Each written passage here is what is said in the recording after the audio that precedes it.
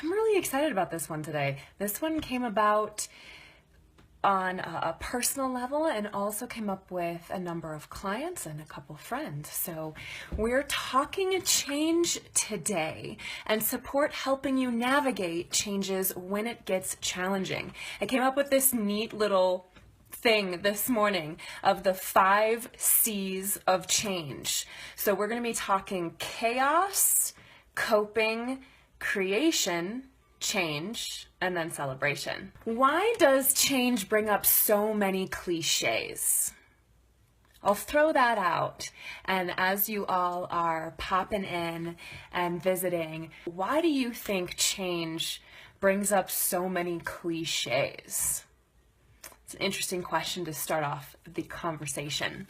So what we're going to be doing is this roadmap for navigating change when it's challenging. I don't think we need a whole heck of a lot of help when change is welcome and it's positive and we're excited about it. But when those changes are challenging, that's where having a little roadmap helps. Now, what sort of changes are you going through right now? How do you cope with those changes when they're challenging?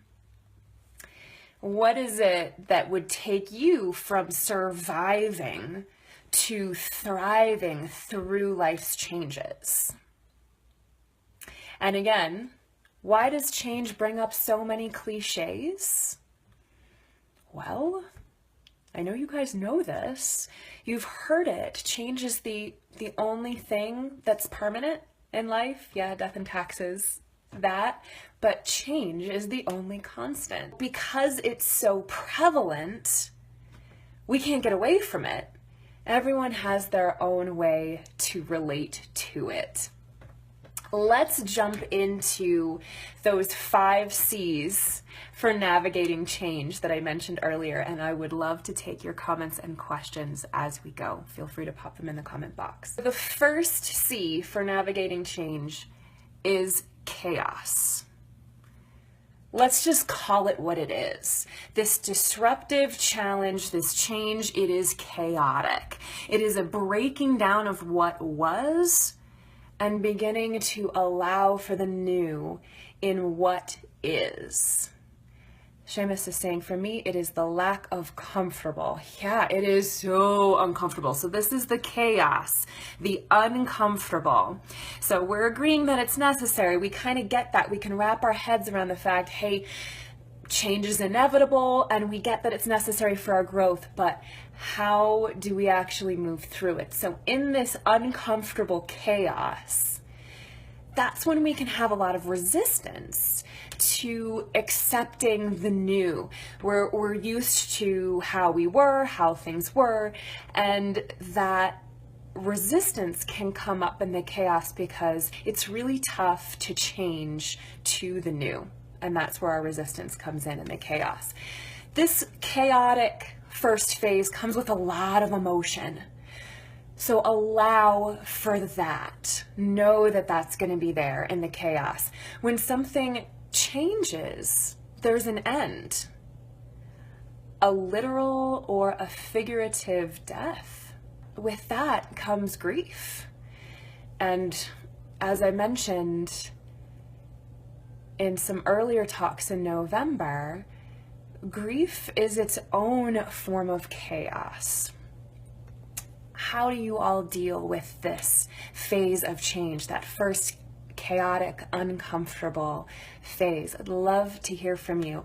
What I'm suggesting is to just call it what it is for starters. Call it the chaos, recognize that it's chaotic and it's uncomfortable, okay? Then you can start to step into that second C of those 5 C's of change, which is coping. Coping is just the first step at learning to better cope with the chaos. Before we can get to the thriving part, we just have to learn to just manage the uncomfortable. And this is about taking it just a bit at a time. Whatever we can do to allow ourselves to just take it moment by moment, whether it's, hey, I'm just focusing on the next 10 minutes, I'm just focusing on the next day, maybe you can take it a week at a time, but I think in the beginning it's bit by bit. So even 10-minute or hour increments, taking a day at a time can be even a big thing for some of us when we're coping with tough changes. Seamus is saying, first I need to get comfortable with having emotions in general. Yeah, I do a lot of talking about that over at the Alchemy of Happiness. I don't think that that's really taught very well, and it's one of my big missions, is helping people navigate the roller coaster of emotions that comes with our human experience. And they're certainly very prevalent in the chaos, and learning to cope with them is how to ride through those intense emotions. I absolutely agree. Thank you for speaking up and saying that. So taking it a bit at a time, 10 minutes, an hour at a time, a day at a time, feeding in your self-soothing practices in that coping phase, whatever that can be. I did an earlier video about self-soothing, so go back in those YouTube archives and you can check that out as well. I think it might even be titled self-soothing, I'm not sure. But there are lots of different ways that you can tune into you to help you cope, and self-soothing is a great way to do it. Working with a coach, we can help you ride through the process, and often offering a reframe of the situation that can ease the pain that comes with change and that chaotic first phase. Part of that coping is just peeling away the layers and examining new perspectives. Coping basically means we're recognizing we can't control the situation. It's happening, we're in it. And that calls for a bit of allowing, which is what makes it tough. That's what makes it uncomfortable. Allowing the chaos, allowing that uncomfortable. I'll offer some hope here to help us cope. Remember that our brains are malleable.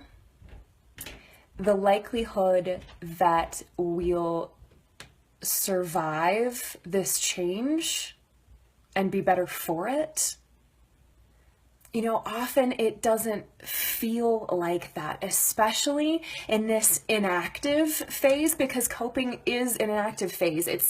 It's like a plateau. So just remembering that our brains are malleable, there is a likelihood we are going to survive. We have to this point. And some more good news is that after this period, after this coping phase, now we get to, after that allowing part, now we get to take back the reins a little bit. Hi, Kate. So we're moving through the 5 C's of change: chaos, coping, and then coming into creation. This is where it starts to feel a little bit better. Thank goodness, right? When we get to this phase, after we've allowed what is, we've gotten to that point, we've taken care of ourselves and done the self-soothing, we can start infusing the change with what our intentions are. What do you want from this? What do you want to create? What do you want to be a part of in this new experience, whether it's a new you or a new situation? What do you want out of that? What would work for you? Start getting out the paints a little bit and designing that. And I'll give you a heads up that, hey, creation isn't always pretty. It's often messy. And you might flip right back into that chaos as you're learning something new. Know that that can happen. So again, calling it what it is and just expecting that keeps us from getting a little shell-shocked when it does happen. It's not super linear. There's a lot of bumping back and forth. You're trying out your new sea legs in this new creation phase. They're not going to be super strong at first, so allow yourself some compassion here. Know that you won't be strong. Give yourself that credit. Adjust whatever you need to in this creation phase. That's what it's about. Talk it out with whoever your resources are. Sometimes that resource can be a journal. Do some more self-soothing as you need to when you get into a place of coping and you just need to take care of number one. Hey, Mitch. Hey, great to see you the other day. Thank you so much for your talk. Mitch delivered an amazing, amazing live talk. It was fabulous. I enjoyed it. I didn't want it to end. Look him up. He's incredible. Thanks, Mitch. Good to see you. All right, so in that creation phase, then, when you get to the compassion, you're adjusting, you're talking it out, you're doing some more self-soothing if you need to, you can get to that place of starting to reimagine and recreate. That's when the change happens. So where are we at? Chaos, coping, creation, change. So we're up to 4. Does this take a lot of fortitude? Yeah, it does. It's important to remember we're not alone. Have some support in whatever way that looks to you, whatever your practices are for nurturing. This does take quite a lot of fortitude. Eventually, you do take off running with this new change, and that feels marvelous. Now, here's an important point to note, and this could be the most important part. We're coming up on the 5th C in change. By the time it feels good and we're in the groove, how often do we acknowledge where we came from? You're welcome, Mitch. Thanks for being here. How often do we acknowledge where we came from? It feels so good to not be in chaos anymore that we can skip over celebrating our own growth. So let's pause now, right now, and take the opportunity to look back over the years.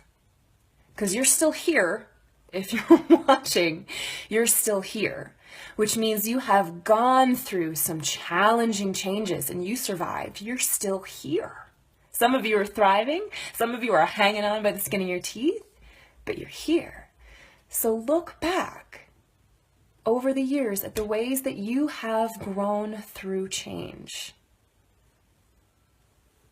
If you're willing, share some thoughts in the comments. What can you honor yourself for? This is the 5th C of change, celebration, which we did a whole video about a couple weeks ago. But celebrating yourself, honoring yourself for coming through a change, which is tough. So who are my survivalists out there? Who are my thrivalists? I just made that up. And really taking yourself from survivalist to thrivalist, that is an art form. And that's where I come in. That's what I have to offer, is taking you from surviving to thriving. So you can always send me a message. I'm happy to support you guys in between in the weeks when we have these themes. Seamus is saying, good point. I don't celebrate my successes enough. You know what? That's another thing that's not taught to us. This is why I am the big awakener. And you'll hear me mention it a lot. I'm an over-celebrator, not just of events, taking time to make a ritual of celebrating something good that's happened, but celebrating ourselves. It's so important, and it takes practice. And I don't think it's often taught to us. So Seamus, I don't think you're alone. I don't think you're alone, but the good news is, again, brains are malleable. This is something that can be taught. We can learn how to get better at celebrating ourselves, celebrating our accomplishments, celebrating our surviving difficult changes. Your ability to ride through changes is a major accomplishment. Huge. And our ability to navigate those changes increases our happiness quotient. So that's why the Alchemist of Happiness is talking about change and riding through the chaos. Oh, because when we get better at that, it raises our happiness quotient. Oh, now it all makes sense. Yeah. I'd love to hear from you.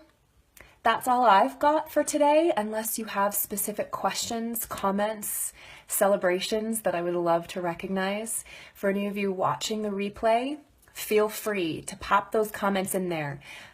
I'm starting to catch up on posting some of these live talks on YouTube. I got a little hung up by a technical snag a couple weeks ago, but I think I'm seeing the light at the end of the tunnel. So I will get this up on my YouTube channel as well, but the replay will be present as soon as I stop recording. So thank you all for watching now. Thank you for checking in. Thank you, Seamus. What a treat to have you here. Thanks for sitting through to the end. It's lovely to have you and see your comments and your feedback. I appreciate that. It means a lot. Honest. It really does. All right, I'm going to sign off for this week. Have a great one. Not sure if I'm going to do this next week or not.